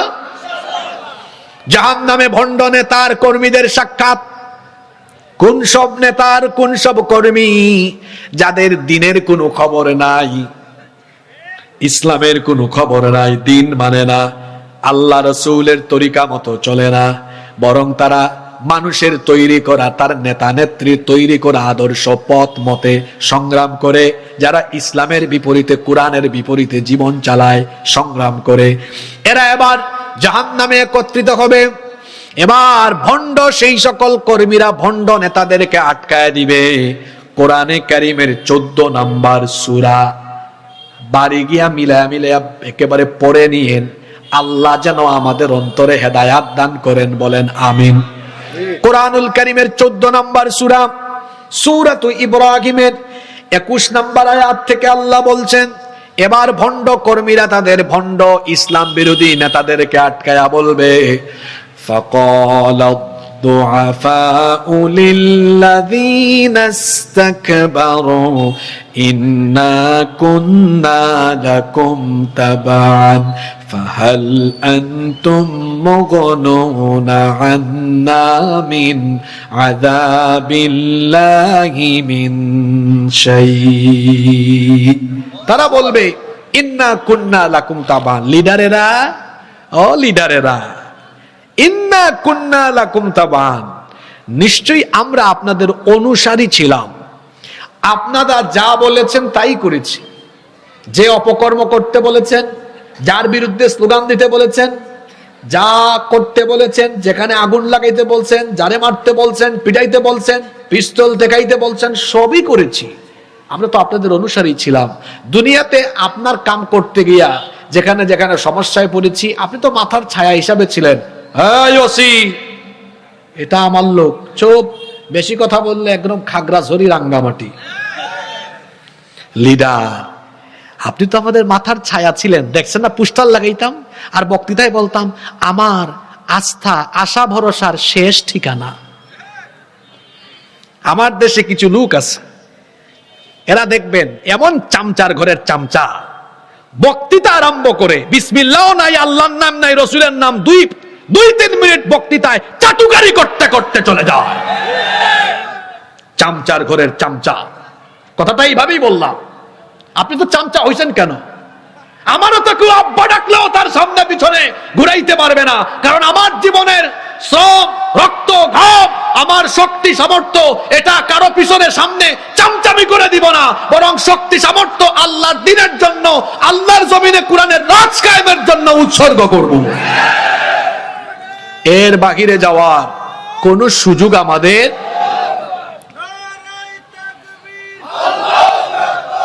সম্মানিত ভাইয়েরা, সম্মানিত ভাইয়েরা, এরা বলবে আল্লাহ, এরা বলবে লিডার একটু বাঁচান না আজকে। ফাহাল আনতুম মুগনুনা আন্না মিন আযাবিল্লাহি মিন শাই, আজকে একটু আল্লাহর আযাব থেকে আমাদেরকে বাঁচানোর জন্য কিছু করেন। দুনিয়ায় তো বহুত কিছু করছেন, আজকে কিছু করেন। নেতাদের একটা খাসলত হলো মাইক পাইলে মাইক ছাড়ে না, এটা একটা ডিস্টার্ব। মাইক পাইলে মাইক আর ছাড়ে না। মাঝে মাঝে কোথাও কোথাও কথা বললে ভোট বাড়ে, আবার মাঝে মাঝে কোথাও কথা না বললে ভোট বাড়ে। বুঝতে পেরেছেন? আশা করি বুঝে নিয়েছেন। কোথাও কথা বললে বাড়ে, কোথাও কথা বললে কমে। সুযোগ পাইলে ছাড়ে না, বলছে তো বলছে। ওইখানে জাহান্নামেও বলবে বস বেটা, বক্তৃতা শোন। এবার বসায় কি বক্তব্য দিচ্ছে শুনেন। এবার তার কর্মীদের উদ্দেশ্যে ভাষণ দিতে গিয়ে বলবে, তোরা যে এত লাফালাফি করে আমাকে দোষারোপ করছিস, কেন দোষারোপ করছিস? ক্বালু লাউ হাদানাল্লাহু লাহাদাইনাকুম, আল্লাহ যদি আমাদেরকে হেদায়াত দিতেন তাহলে তোদেরকে আমরা না হেদায়াত দিতাম। আমাদের নিজেদের কপালেই হেদায়াত ছিল না, তোদেরকে আমরা হেদায়াত দিতাম কেমনে? কি যুবক ভাইয়েরা, কথা বুঝতেছেন? কেন যুবকদের কথা বললাম? কারণ আপনাদেরকেই টার্গেট করে অনেকে পকেটে 1000 2000 ঢুকায় দিয়া আর লোভনীয় প্রস্তাব দিয়া পদ পদবি দিবে এই কথা বলে, তার সামনে পিছনে আপনারে মোটরসাইকেল দিয়ে শুডাউন করাইয়া আপনারে চামচার মতো ব্যবহার করে। ইউ হ্যাভ টু পার্সোনালিটি, আপনার মধ্যে ব্যক্তিত্ব থাকা দরকার। বি এ প্রেস্টিজিয়াস পারসন, ব্যক্তিত্ববান হন। আপনি কেন চামচামি করে করে যৌবন নষ্ট করবেন?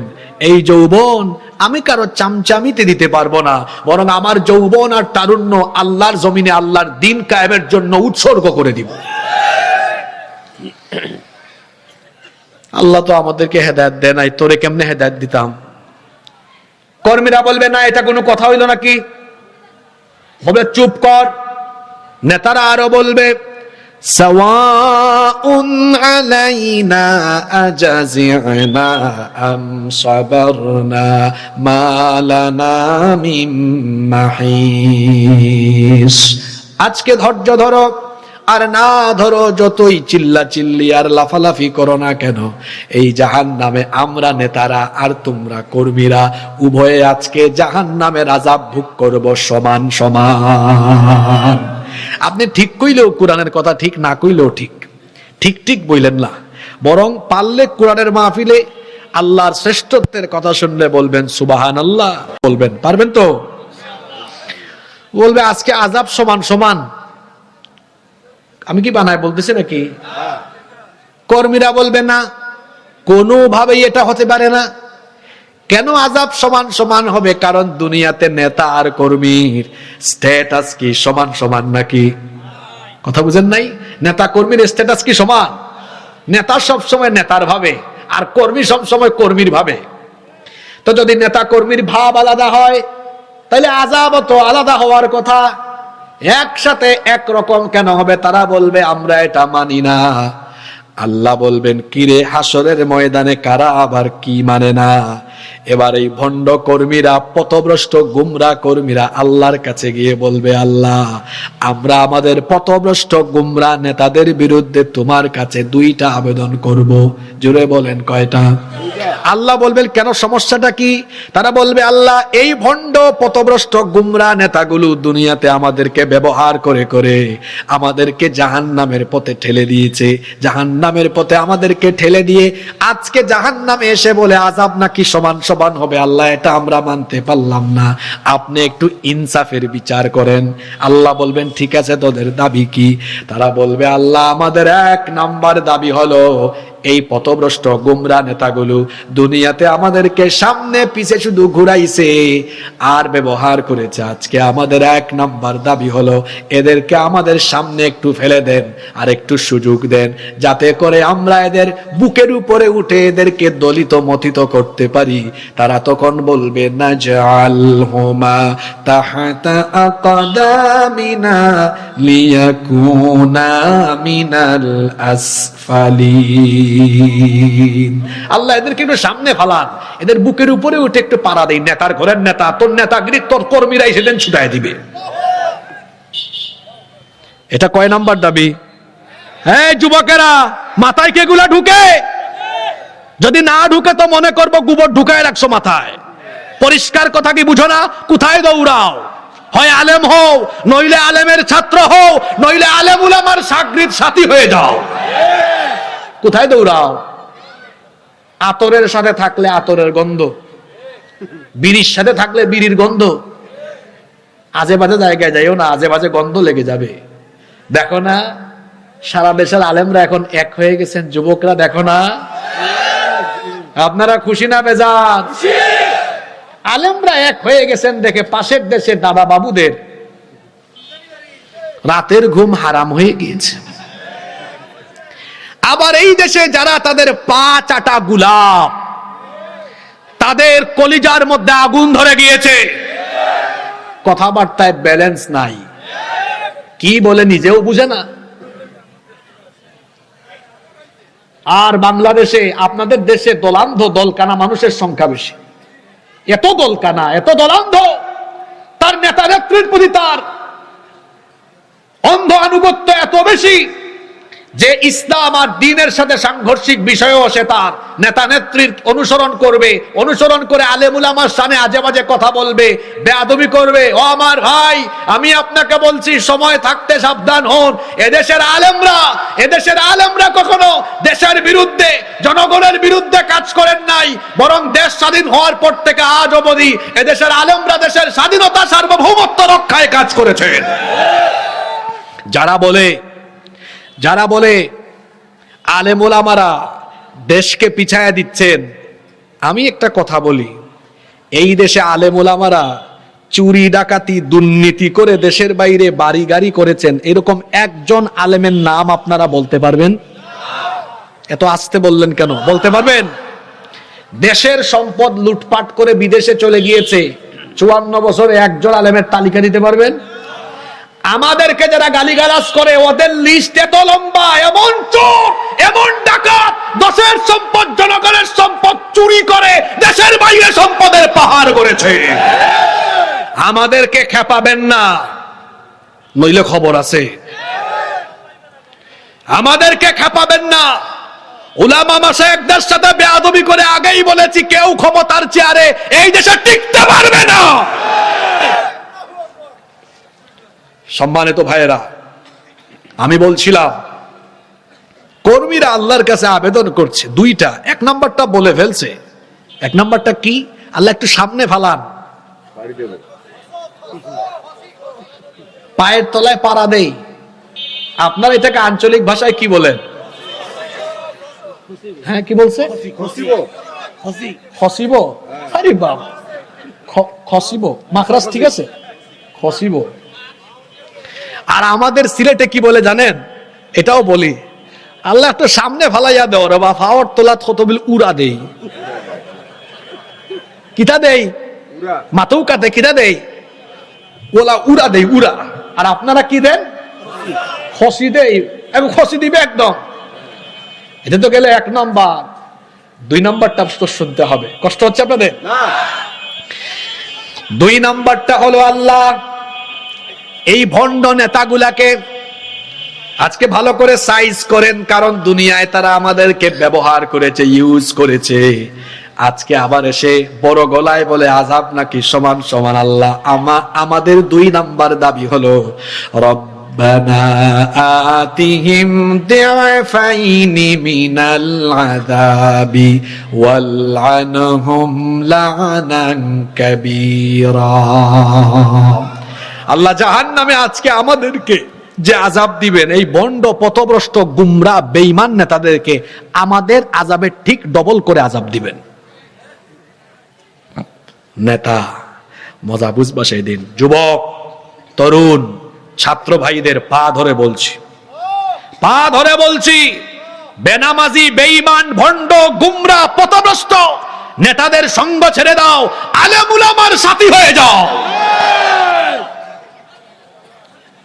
এই দেশে এক শ্রেণীর মানুষ আছে যারা আলেমদেরকে কখনো নেতৃত্বের জায়গায় দেখতে চায় না। তারা চায় হুজুররা ওই মসজিদে পড়ে থাকুক, মাদ্রাসায় থাকুক, হাত পাততেই থাকুক, আমাদের কাছে দাবি নিয়ে আসুক। কি বলেন? এরকম কিছু মানুষ আমাদের দেশে নাই? কিছু না, বেশিরভাগ মানুষই এরকম। কিন্তু বাংলাদেশের সাধারণ মানুষ 54 বছর ধরে দেখেছে এই চোর চামারদের যন্ত্রণায় দেশে শান্তি পাওয়া যাইতেছে না। সাধারণ মানুষ বুঝে ফেলেছে এই দেশে এখন সবকিছু পরিচালনার দায়িত্ব এবার চোর চামারদেরকে বাদ দিয়ে হুজুরদের কাছে, আলেম উলামার কাছে এবার দায়িত্বটা দেওয়া দরকার। আপনারা চান নাকি? কারা কারা চান দেখি তো?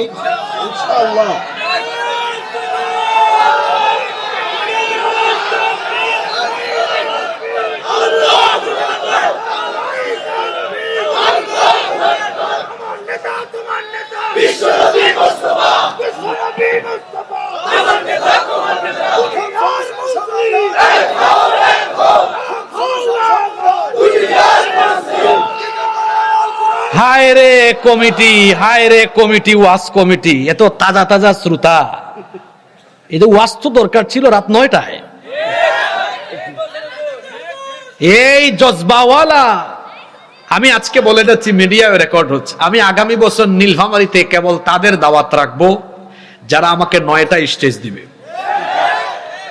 এ ছাড়া কেউ যদি দেরিতে দেয়, এরা নীলফামারীতে আমার দাওয়াত পাবে না। কারণ এইরকম জজবাওয়ালা শ্রোতা আমার দরকার। মানুষগুলো ক্লান্ত বানাই ফেলছে, বসাই দেবে। অনেকে তো পেশাব আটকায় রাখছে। কি করবে? ঠান্ডার রাত, বেশি কষ্ট দিব না, আর কিছুক্ষণ থাকেন। কষ্ট হচ্ছে আপনাদের? এবার আমাকে বলেন, আলেমরা দুর্নীতি করবেন এই কথা কি আপনাদের বিশ্বাস হয়? জোরে বলেন, আলেমরা চুরি করবেন বিশ্বাস হয়?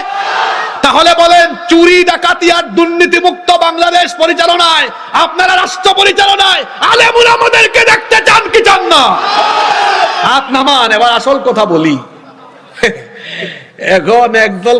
এখন কিছু মানুষ খেপে গেছে, হুজুররা দেখি এবার সব চালাইতে চায়। হুজুররা এমনি এমনি সিদ্ধান্ত নিয়েছে না, অতিষ্ঠ হয়ে হুজুররা এক হয়েছে। কিছুদিন আগে ঢাকার সোহরাওয়ার্দী উদ্যানে একটা সমাবেশ হয়েছিল। সেখানে তাহরিকে খাতমে নবুয়ত ওই যে কাদিয়ানীদেরকে রাষ্ট্রীয়ভাবে কাফের ঘোষণার দাবিতে একটা সমাবেশ হয়েছিল না? আমি তাদের দাবির সাথে একমত, কিন্তু তাদের পদ্ধতির সাথে 100 ভাগ দ্বিমত। কথা বলছেন? দাবির সাথে একমত, কিন্তু দাবি আদায়ের পদ্ধতির সাথে দ্বিমত। কেন? 54 বছরে একটু সবক নিতে পারলেন না আপনারা? হ্যাঁ, আপনারা তো খালি অনুরোধই করেন।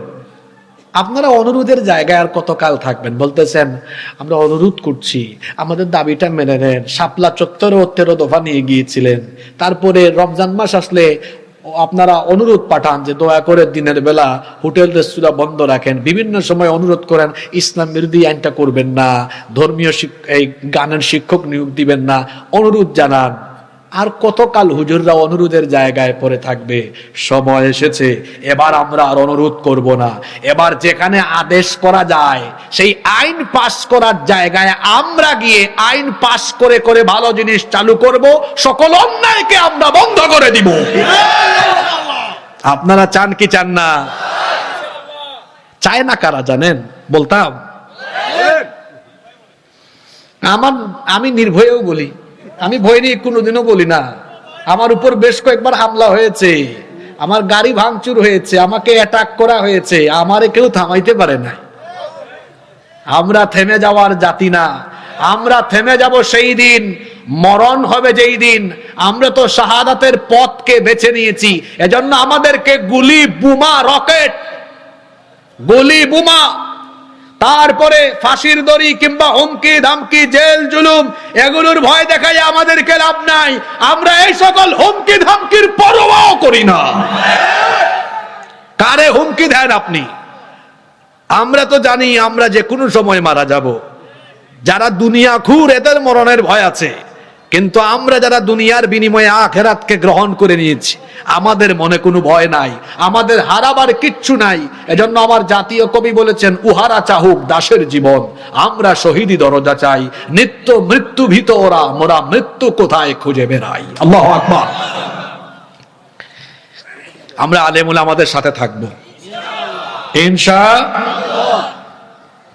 আচ্ছা বলেন তো, আল্লাহর আইন দিয়ে সবকিছু শাসন করা হোক, পরিচালনা হোক, এটা কারা চান? আলেমরা চান।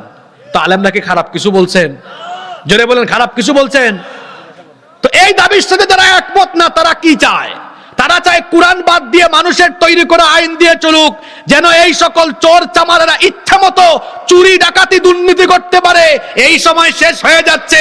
এই নতুন বাংলাদেশের তারুণ্য জেগে উঠেছে। এই তারুণ্য উলামা মাশায়েখদের নেতৃত্বে আল কোরআনের বাংলাদেশ দেখতে চান। আল্লাহ যেন কবুল করেন, বলেন আমিন। এ তো গেল ভণ্ড নেতার কর্মীদের পার্ট। এবার জাহান্নামে দেখা হবে। আচ্ছা, জাহান্নামীদের নেতাকে? হ্যাঁ ঠিক আছে, আমার ভাই ঠিক বলেছে, জাহান্নামীদের নেতাকে। আপনাদের কষ্ট হচ্ছে আমি বুঝতেছি, আর 4-5টা মিনিট। হ্যাঁ শুনেন, এবার জাহান্নামীদের মূল লিডার, নেতা শয়তান। কেন তাকে মূল লিডার বললাম? কারণ জাহান্নামে যাওয়ার জন্য যত ধরনের ওয়াসওয়াসা দেওয়া দরকার, এই ওয়াসওয়াসা যার তরফ থেকে আসে তার নাম কি? এবার জাহান্নামীরা তাদের লিডার শয়তানের সাথে শয়তানের সাথে তাদের সাক্ষাৎ ঘটবে। এবার জাহান্নামীরা শয়তানকে আটকায় বলবে, নেতাজি একটু দাঁড়ান, কথা আছে আপনার সাথে। এত খারাপ খারাপ কাজ করাইছেন, নামাজ আদায় করতে দেন নাই, জিনা করিয়েছেন, অন্যায় অপকর্ম গুনাহ করাতে করাতে আমাদেরকে জাহান্নামী বানায়া দিয়েছেন, আজকে আপনারে ছাড়ব না। শয়তান তখন বলবে, দূর হ, আমারে কেন দোষ দিস? শয়তানও তখন ওয়াজ করবে। শয়তানের ওয়াজ আল্লাহ কোরআনে তুলে দিয়েছেন। আল্লাহ তাআলা বলছেন, শয়তান তখন তার অনুসারীদের উদ্দেশ্যে কি ভাষণ দিবে শোনেন। ওয়াকালাশ শাইতানু লাম্মা কুদিয়াল আমরু ইন্নাল্লাহা ওয়া'আদাকুম ওয়া'দাল হক্ক ওয়া ওয়া'আদতুকুম ফাআখলাফতুকুম। শয়তান তখন বলবে, নিশ্চয়ই আল্লাহ যা ওয়াদা করেছেন, আল্লাহ তার ওয়াদা পূরণ করেছেন। আল্লাহর ওয়াদা ছিল তার হুকুম মানলে তিনি জান্নাত দিবেন। তাকিয়ে দেখো জান্নাতের দিকে, ঠিকই আল্লাহ তাদেরকে জান্নাত দিয়েছেন। আর আমার ওয়াদা ছিল ভিন্ন। আমি ওয়াদা করেছিলাম আল্লাহর সাথে, আমি বলেছিলাম আল্লাহ আমি ধোঁকা দিয়ে দিয়ে তোমার বান্দাদেরকে জাহান্নামে আনবো। আল্লাহ তার ওয়াদা ঠিক রাখছেন, আমার ওয়াদাও আমি ঠিক রাখছি। তবে এক জায়গায় আমি আমার ওয়াদা খেলাফ করেছি, সেটা হলো আমি তোমাদেরকে বলেছিলাম খাও দাও ফুর্তি করো, দুনিয়াটা মস্ত বড়, আগামীকাল বাঁচবা কিনা চিন্তা করো, সুতরাং গুনাহের কাজ করো, আমি তোমাদের সাথে আছি। এই কথা বলে বলে দুনিয়ায় আমি তোমাদেরকে পাপ করিয়েছিলাম, জিনা করিয়েছিলাম, গুনাহ করিয়েছিলাম, নামাজ থেকে দূরে রেখেছিলাম, সকল অন্যায় অপকর্ম করিয়েছিলাম, তোমাদেরকে বলেছিলাম আমি তোমাদের সাথে আছি। কিন্তু আমার ওয়াদা আমি আজকে খেলাফ করলাম, আর আমাকে দোষারোপ করো না। শয়তান আরো বলবে ওয়ামা কানা লিয়া আলাইকুম মিন সুলতান, তোমাদের উপরে আমার কোনো কর্তৃত্ব ছিল না। তবে হ্যাঁ আমি একটা কাজ করেছিলাম, সেটা হলো ইল্লা আন দাউতুকুম ফাস্তাজাবতুম লি, আমি শুধুমাত্র তোমাদেরকে খারাপ পথে দাওয়াত দিতাম, তোমরা না বুঝি আমার পিছনে দৌড়াইছো, কেন এখন আমাকে দোষ দাও? শয়তান তখন বলবে ফালা তালুমুনি ওয়ালুমু আনফুসাকুম, আমাকে দোষ দিও না, বরং আজ নিজেদের এই পরিণতির জন্য তোমরা নিজেদেরকে দোষারোপ করো। শয়তান আরো বলবে মা আনা বিমুসরিখিকুম ওয়া মা আনতুম বিমুসরিখি, এখানে হুদাই তোমরা চিল্লা চিল্লি করো না, কোনো লাভ হবে না। তার কারণ হলো আজকে তোমরা যে বিপদে আছো, তোমাদের চাইতে আমি আরো বহু বড় বিপদে আছি, তোমাদেরকে তোমাদের বিপদ থেকে আমি উদ্ধার করতে পারবো না। ঠিক তেমনি ভাবে আমাকেও আমার বিপদ থেকে তোমরা বাঁচাতে পারবা না। আরে শয়তানও পল্টি মারি দিছে। এখানে কি মারছে? পল্টি মারা মানে বুঝেন, শয়তানও পল্টি মারছে, নেতারাও মারলো, শয়তানও। জাহান্নামীরা এবার যে কোনো মূল্যে জাহান্নাম থেকে বাঁচতে চাইবে। আল্লাহ বলবেন না না না, জাহান্নাম থেকে বের হওয়ার কোনো সুযোগ নাই। তারা এবার বলবে মাবুদ গো, শোনেন শেষ কথাগুলো শোনেন, জাহান্নামীরা এবার বলবে ও আল্লাহ, আল্লাহ গো একবার আমাদেরকে আবার চান্স দাও, যা করছি ভুল করে ফেলছি, বন্ধ নেতাদের সাথে চলছি, শয়তানের দোকায় নামাজ ছাড়ছি, গুনাহ করেছি, পাপ করেছি, আল্লাহ ভুল তো করেই ফেলেছি। এখন আল্লাহ তোমার কাছে আবেদন হলো রব্বানা আখরিজনা না'মাল সালিহান গায়রাল্লাযী কুন্না না'মাল, রব আমাদেরকে জাহান্নাম থেকে বের করে দুনিয়ায় পাঠাও, আবার আমাদেরকে সুযোগ দাও। এখন যদি দুনিয়ায় যাই, এখন আর পাপ করব না, ভণ্ড নেতাদের সাথে ঘুরবো না, শয়তানের ধোঁকায় পড়ে তোমার দিনের সাথে নাফরমানিও করব না, শয়তানের ধোঁকায় এখন দুনিয়ায় গেলে আর গুনাহ করব না, পাপও করব না। আল্লাহ আমাদেরকে আবার একটু সুযোগ দাও। আল্লাহ তখন বলবেন আওয়ালাম নুআম্মিরকুম মা ইয়াতাযাক্কারু ফীহি মান তাযাক্কার ওয়া জাআকুমুন নাযীর। আওয়ালাম নুআম্মিরকুম, এই বাটপার, তোদেরকে আমি হায়াত দেই নাই? তোদেরকে আমি হায়াত দেই নাই? তোর 40, 50, 60, 70, 80 বছর তুই করছটা কি?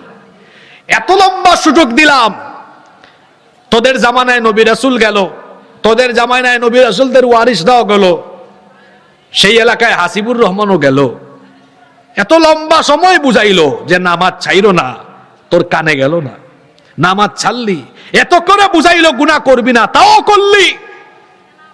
তুই তো ভালো হওয়ার হইলে তখনই ভালো হইতি রে, তুই ভালো হওয়ার হইলে তখনই ভালো হইতি।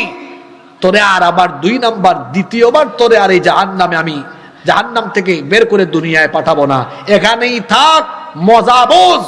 এটা কত কঠিন জায়গা, ভালো করে জাহান্নামের স্বাদ আস্বাদন কর, চলতেই থাকবে এরকম আযাব তোর উপরে। নাউযুবিল্লাহি মিন যালিক। এজন্য আমার ভাইয়েরা, এই কঠিন ভয়াবহ জাহান্নাম থেকে বাঁচার জন্য আমাদের সকলকে চেষ্টা করা দরকার আছে না নাই? কি করে আমরা জাহান্নাম থেকে বাঁচবো? জাহান্নাম থেকে বাঁচতে হলে গুনাহ ছাড়তে হবে, পাপ ছেড়ে দিতে হবে। জাহান্নামে যাওয়ার যতগুলো বড় বড় কারণ আছে, শিরকের পরে সবচেয়ে বড় কারণ হলো নামাজ ছেড়ে দেওয়া। কিয়ামতের দিন জাহান্নামীদের জন্য, বেনামাজিদের জন্য সাকার নামক একটা আলাদা দরজা বা আলাদা ক্লাসের জাহান্নাম আছে। তাদেরকে যখন এই জাহান্নামে আনা হবে, ফেরেশতারা জিজ্ঞেস করবে, ফেরেশতারা প্রশ্ন করবে, মা সালাকাকুম ফি সাকার, কেন তুই এই ভয়াবহ জাহান্নামে এসেছিস? তখন তারা বলবে, আজকে জাহান্নামে আসার কারণ হলো ক্বালু লাম নাকু মিনাল মুসাল্লিনা ওয়া লাম নাকু নুতঈমুল মিসকিন, আমরা মুসল্লি ছিলাম না, নামাজি ছিলাম না, এই জন্য আমরা জাহান্নামে এসেছি। তাহলে বলেন দেখি, বেনামাজি হলে জাহান্নাম থেকে বাঁচা যাবে নাকি? তাহলে আমরা জাহান্নাম থেকে বাঁচার জন্য এখন থেকে, আজকে থেকে নামাজ কি ছাড়বো না আদায় করব? রাগ কইরেন না, আমার দেশে এমন বহু মাহফিল আছে যেখানে শ্রোতারা রাত 1টা পর্যন্ত মাহফিল শুনে কিন্তু ফজরের নামাজ কাজা করে। আমার দেশে মাহফিলে মানুষ বেশি নাকি নামাজের জামাতে মানুষ বেশি? রাগ কইরেন না, এই যে এখানে আল্লাহর এত কুতুব বসে আছে, এদের মধ্যে আবার বহু মানুষ এমনও আছে যারা এশার নামাজ কাজা করেছে কিন্তু 12টা পর্যন্ত বসে বসে ওয়াজ শুনতেছে। এখানে বহু মানুষ খুঁজলে এমনও পাওয়া যাবে পেশাব করে আজকে সারাদিন একবারও পানি নেয় নাই, কিন্তু ওয়াজ শুনতে বসে গিয়েছে। আমাদের স্বভাব বড় বিচিত্র, আমাদের স্বভাব বড় বিচিত্র।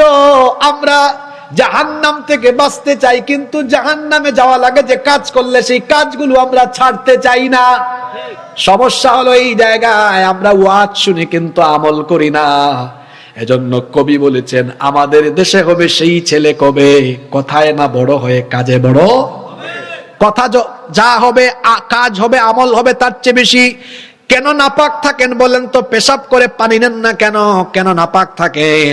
নাপাকের সাথে ফেরেশতা থাকে না, শয়তান থাকে। তো কেন নাপাক থাকেন?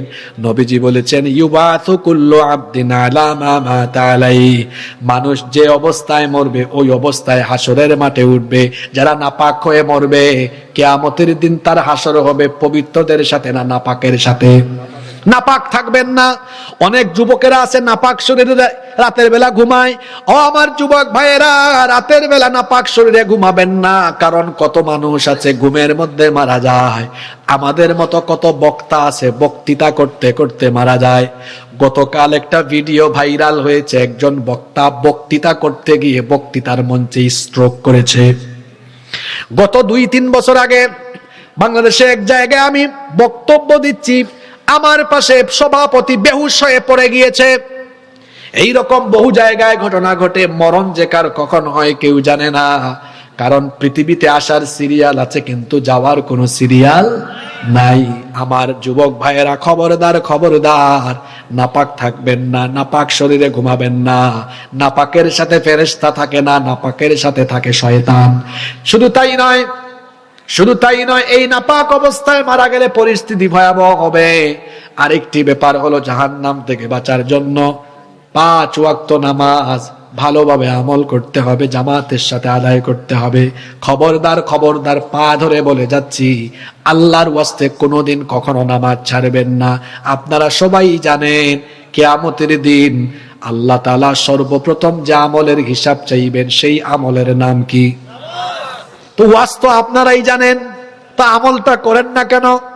আরে কি করে আমাদের নামাজ যায়? কবি বড় সুন্দর করে বলছেন, ঘুমাইয়া কাজা করেছ ফজর, তখনও জাগনি যখন জোহর, হেলাই খেলাই কেটেছে আসর, মাগরিবের ওই শুনিয়া যান, এখনো জামাতে হওরে শামিল, এখনো এর সাথে আছে স্থান। বাজিছে না মামা বাদরে আমামা, শির উঁচু করি মুসলমান, দাওয়াত এসেছে নয়া জামানার, ভাঙা কেল্লা আয়ুরে নিশান। ঘুমে ঘুমে ফজর যায়, ঘুম আর ভাঙে না। এই ঘুমই শেষ ঘুম হতে পারে, কারণ কত মানুষ ঘুমায় কিন্তু ঘুম থেকে জাগতে পারে না। ঘুমায় তার খাটে, উঠে দেখে কবরে।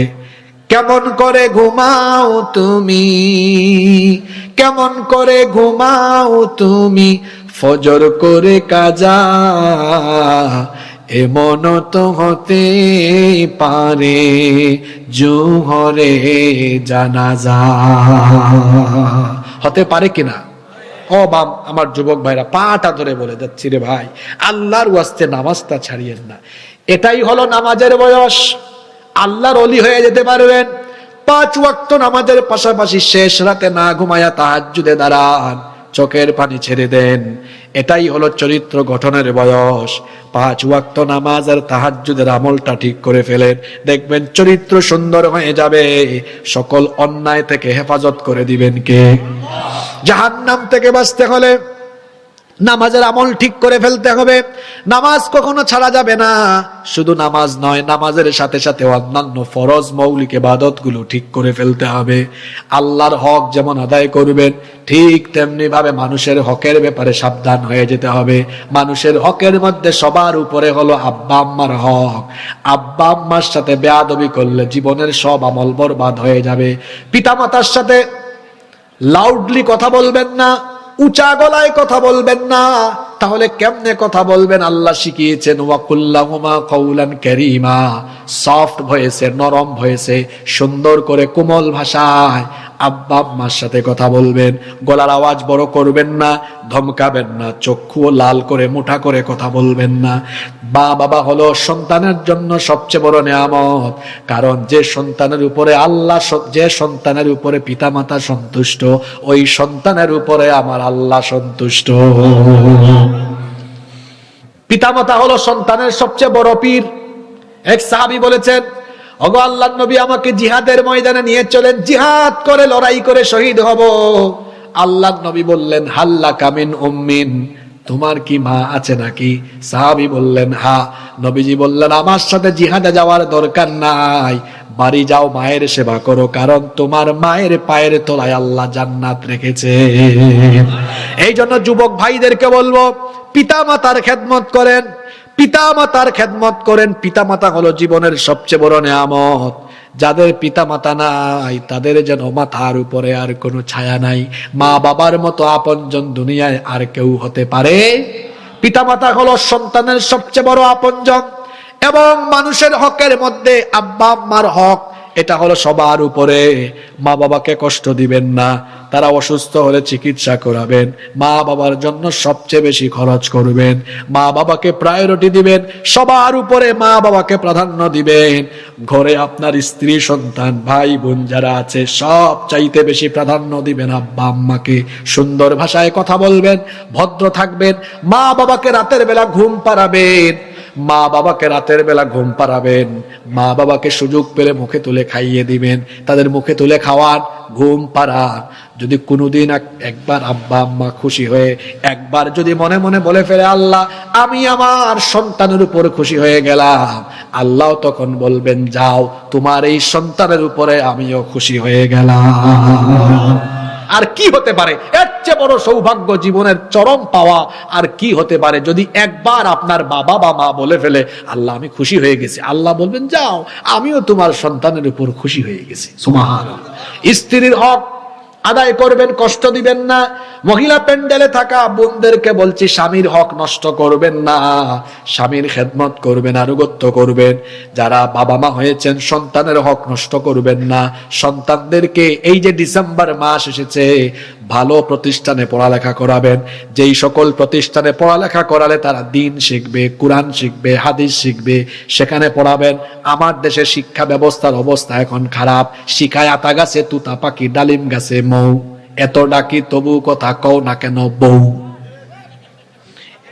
আপনারা হাসতেছেন নাকি?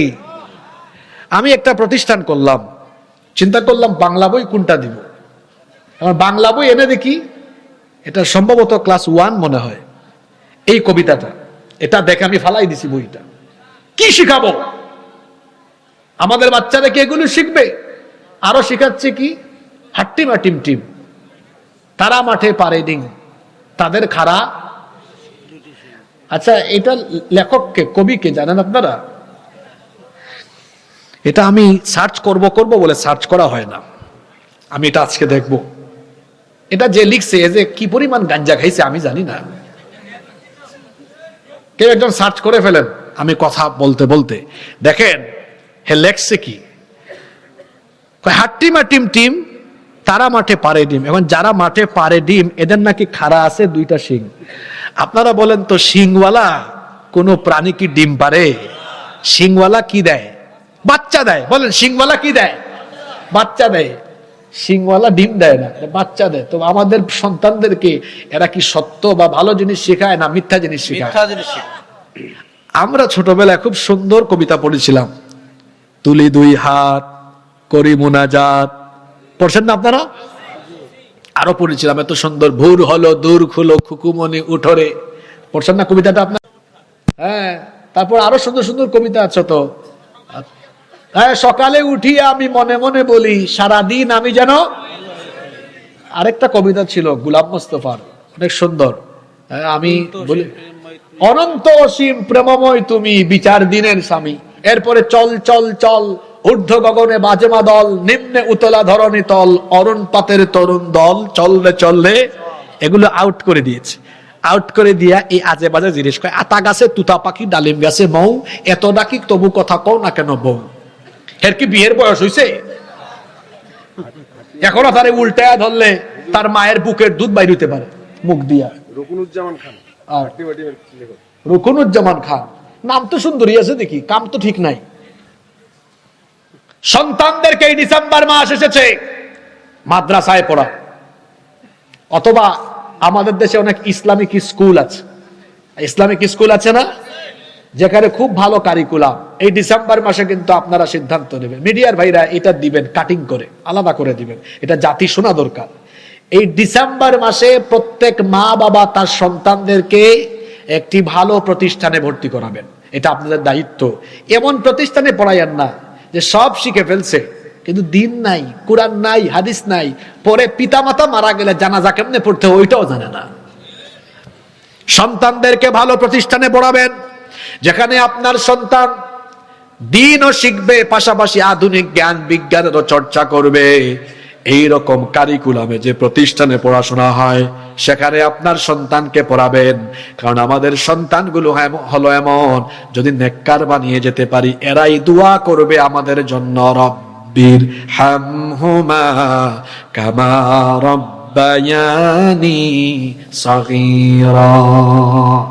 সবার হক আদায় করবেন, পাপ আর গুনাহের কাজ ছেড়ে দিবেন। যদি আমরা শয়তানের ওয়াসওয়াসায় গুনাহ করা ছেড়ে দিতে পারি, তাহলে এই জাহান্নাম থেকে আমাদেরকে যিনি বাঁচিয়ে দিবেন তিনি কে? সব কথার শেষ কথা হলো, গুনার কাজ যত ছোট হোক দ্বারে কাছেও যাওয়া যাবে না, আর কোনো একটা নেক কাজ ছেড়ে দেওয়া যাবে। আল্লাহ তাআলা আমাদেরকে তৌফিক দান করেন।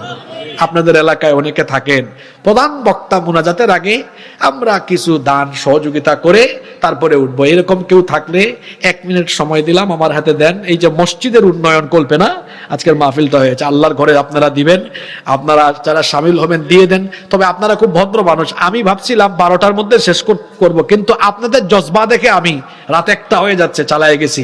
আলহামদুলিল্লাহ, আপনাদের এই ভদ্রতার কথা আমার মনে থাকবে। কেউ দাঁড়াবেন না, দয়া করে বসেন, মোনাজাত করে আমরা উঠবো। আর যারা এখানে মোনাজাতের আগে দিবেন আপনারা শামিল হন, এখানে কর্তৃপক্ষ আছেন আমার পাশে, তাদের হাতে পৌঁছায় দেন। আর চাদর বা ব্যাগ তো আগে ঢুকে গেছে, তাই না? আচ্ছা, আলহামদুলিল্লাহ। মহিলা প্যান্ডেলে কি ব্যবস্থা করেছিলেন আপনারা? আচ্ছা, আল্লাহ সবার সাদকা কবুল করেন, বলেন আমিন। মাহফিল কমিটির সম্মানিত সভাপতি সাহেবের কোনো বক্তব্য থাকলে আমরা শুনবো, আর না থাকলে অনুমতি পেলে আমরা মোনাজাতে যাবো ইনশাআল্লাহ। দুটি প্রশ্ন, প্রশ্ন? আচ্ছা, আলেমুল আমাদের সাথে হিন্দু বিধর্মী নেতা সংসদে পাঠানো ইসলামী শরীয়তের বিধান কি আছে? তো আপনার এই দেশে তো হিন্দু আছে, বৌদ্ধ আছে, বিধর্মী আছে না? আচ্ছা, তো আপনার দেশে, আপনার এই দেশ তো গণতান্ত্রিক দেশ, আপনারাই বলেন, তো এই দেশে যদি মুসলমান সংসদে ঢুকতে পারে তো হিন্দুর কি তার অধিকার নাই, বা অমুসলিমের কি অধিকার নাই সংসদে ঢুকার? এটা অবশ্যই আছে, এতে কোনো অসুবিধা নাই। আচ্ছা, একজন স্বেচ্ছাসেবক ভাই তিনি বলছেন আমার পিতার কবর বিনা কারণে ভেঙে ফেলার জন্য আপনার কাছে দোয়া চাচ্ছি। পিতার কবর ভাঙছে মানে? কবর ভাঙছে আবার কেমনে? কবর কি পাকা করা ছিল নাকি? কবরকে পাকা করবেন না, এটা কেমনে ভাঙছে? আমি প্রশ্নটা বুঝি নাই। কবর ভাঙছে মানে কি কবরের মাটি খুঁড়ে ফেলছে কিনা? নাকি কবরের উপরে পাকা করছে আর কেউ ভাঙছে? যদি পাকা টাকা থাকে ভাঙছে, আপনি রাগ করেন না, এটা ভালোই করছে। আর যদি কবর দেওয়ার পরে আপনার বাবার কবরটাতেও কেউ গিয়ে হামলা চালায়, বাংলাদেশে কিন্তু এমন শয়তান টাইপের মানুষ আছে যারা জীবিত থাকতেও মানুষকে কষ্ট দেয়, মারা যাওয়ার পরে লাশের সাথেও বেয়াদবি করে। যদি বিষয়টা এমন হয়, আমি দোয়া করছি আল্লাহ যেন এদেরকে হেদায়াত দেয়। আর হেদায়াত না থাকলে আল্লাহর যা ইচ্ছা আল্লাহ তাই করুক। আর আপনাকেও আল্লাহ সবর করার তৌফিক দান করেন, আমরা সবাই বলি আমিন। সভাপতি সাহেবের কোনো বক্তব্য আছে? আল্লাহুম্মা আমিন।